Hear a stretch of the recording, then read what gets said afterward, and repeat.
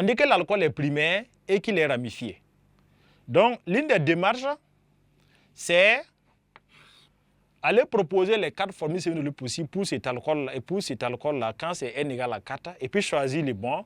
Ou bien exploiter les informations pour déduire directement la formule de l'alcool. Donc, on dit que l'alcool est ramifié.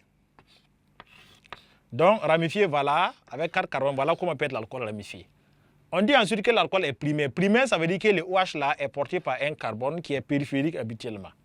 Donc, on va mettre ici CHD, OH. Donc, on va compléter alors les autres hydrogènes.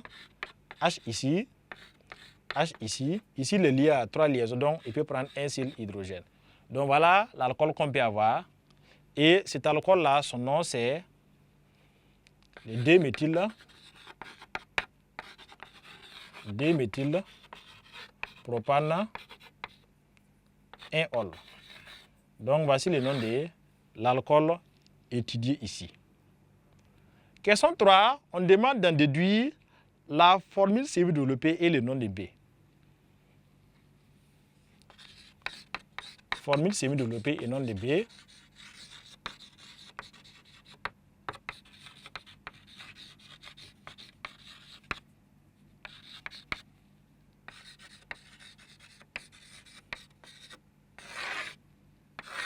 Alors, à ce niveau, on va constater que lorsqu'on fait l'oxydation, ce sont des oxydations ménagées. On dit que l'oxydation ménagée ne détruit pas les squelettes carbonés. Donc, nous aurons toujours 3 carbones et puis un carbone ramifié. Mais là où il y a modification, c'est au niveau de la fonction. Donc, la fonction alcool primaire sera remplacée par la fonction aldéhyde qui est CHO. Donc, ce qui veut dire que ici, le composé B, ça fera alors CH3, CH3, et l'autre côté, on a CHO. Donc, voilà ce qu'on va avoir comme aldéhyde ici. Et les aldéhydes, on va rappeler, les nomenclatures, c'est comme les alcanes, c'est le mot qu'il faut remplacer émier par al. Rappel important, les aldéhydes, les noms là, c'est comme les alcanes, on remplace les émier par al. Donc, ça fera alors déméthyle. Au lieu de dire propane, on va dire déméthyle propanal. Donc, voici la formule semi-développée et le nom du composé B. Et c'est tout pour ces premiers exercices.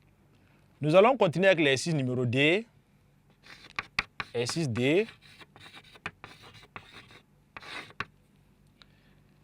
On réalise l'oxydation ménagère d'un alcool A dont la chaîne carbonée compte 4 atomes de carbone par une solution de dichromate en milieu acide.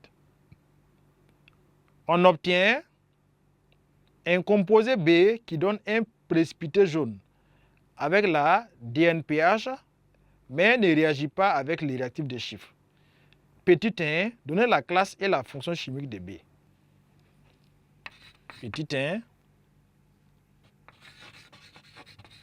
Donc d'abord, on va voir la classe de A. Donc A peut être quel type d'alcool?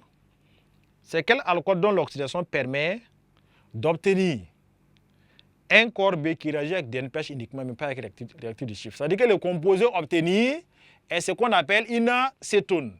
Et pour avoir les cétones, il faut partir d'alcool secondaire. Donc la classe de A là, donc A est un alcool secondaire. Alcool secondaire. Donc le composé B, sa fonction chimique, on le disait tantôt. Fonction chimique de B.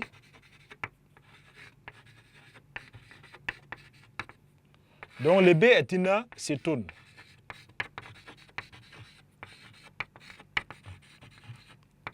Donc il est important pour l'apprenant de différencier les fonctions chimiques. Donc alcool est fonction chimique, cétone est une fonction chimique, l'aldéhyde aussi est une fonction chimique. Mais les groupes fonctionnels des cétones là, c'est -CO-. Pour les aldéhydes, c'est -CHO, alors que pour les alcools, c'est -OH, le groupe fonctionnel.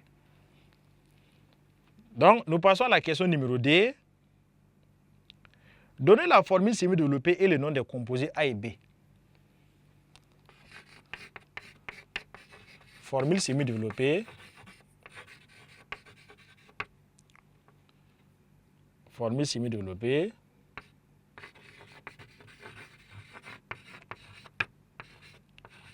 et non.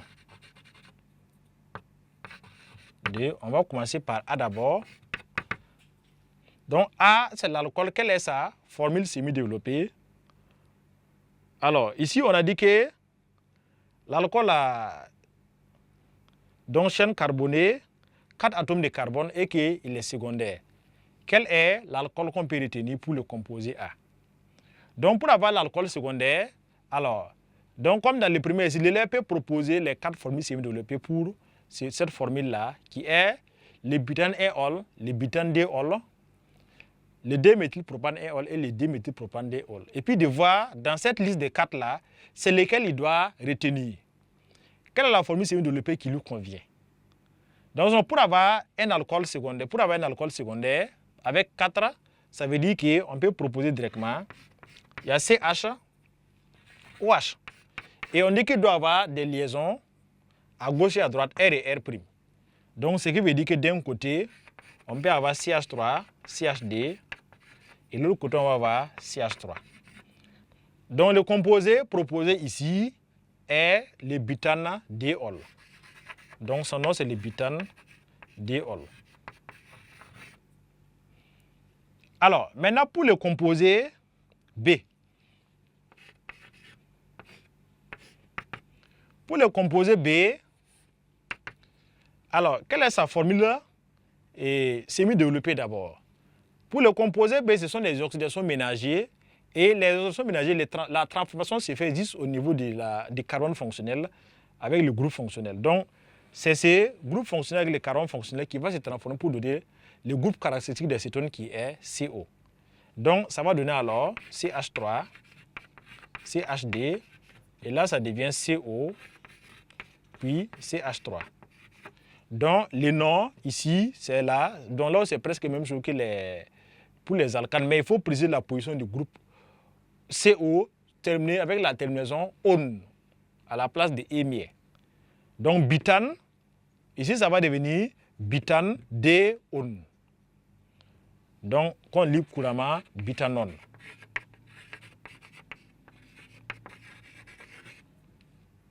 Donc, 16 les 16 apprenants. Donc, c'est qu'on pourrait proposer comme formule semi-développée pour les composés A et les composés B.